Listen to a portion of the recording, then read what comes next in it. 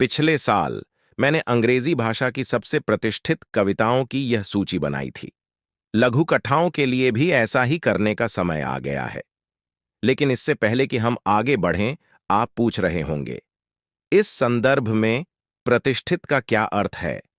क्या एक लघु कथा वास्तव में एक कविता या एक पेंटिंग या एल्विस की तरह प्रतिष्ठित हो सकती है? ठीक है, कौन जानता है, लेकिन हमारे उद्देश्यों के लिए प्रतिष्ठित का अर्थ है कि कहानी ने किसी तरह सामान्य सांस्कृतिक चेतना में अपना रास्ता बना लिया है। अंग्रेजी भाषा में सर्वश्रेष्ठ लघु कथाओं की सूची नीचे दी गई सूची से काफी अलग दिखेगी। यह भी ध्यान दें कि इस मामले में हम आवश्यक रूप से अमेरिकी सांस्कृतिक चेतना के बारे में बात कर रहे हैं। अजीब और अजीब है। जब कोई चीज प्रतिष्ठित होती है तो यह एक अत्यधिक पहचानने योग्य सांस्कृतिक कलाकृति होती है जिसे शॉर्टहैंड के रूप में इस्तेमाल किया जा सकता है, जिसका अर्थ अक्सर यह होता है मीडिया के अन्य रूपों में इसका उल्लेख किया गया है।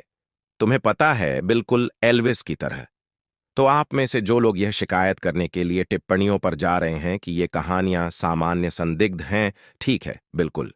एक प्रतिष्ठित लघु कहानी को बार बार संकलित किया जा सकता है, जिसका आमतौर पर मतलब है कि कक्षाओं में बार बार पढ़ा जाना, कुछ ऐसा जो सांस्कृतिक स्तर पर ले जा सकता है सर्वव्यापकता। लेकिन दिलचस्प बात यह है कि सहसंबंध सही नहीं है। उदाहरण के लिए, जॉयस की अरेबी को अधिक बार संकलित किया गया है, लेकिन मेरे पैसे के लिए दी डेड अधिक प्रतिष्ठित है। फिल्म रूपांतरण और आकर्षक पुन व्यावहारिक शीर्षक मदद करते हैं, लेकिन अंत में बेहतर या बदतर के लिए जब आप इसे देखते हैं तो आपको इसका पता चल जाता है, जिसका अर्थ है कि किसी भी अन्य चीज की तरह यह सब आपके दृष्टिकोण पर निर्भर करता है।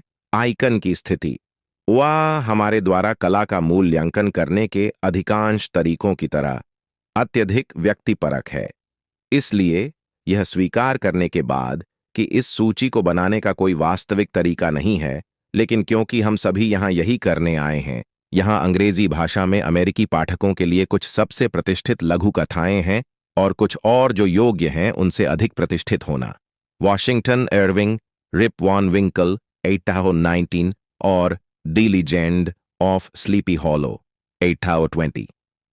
मैं इस बात को लेकर परेशान था कि क्या मुझे इरविंग की कृतियों में से रिप वैन विंकल या the legend of sleepy hollow चुनना चाहिए। दोनों के नाम के साथ कई रूपांतर हैं और वे इतने सर्वव्यापी हैं कि लोक कथाओं के क्षेत्र में चले गए हैं। उत्तरार्ध में निश्चित रूप से अधिक यादगार हालिया रूपांतरण हैं, लेकिन पहला एकमात्र ऐसा है जिसके नाम पर एक पुल है।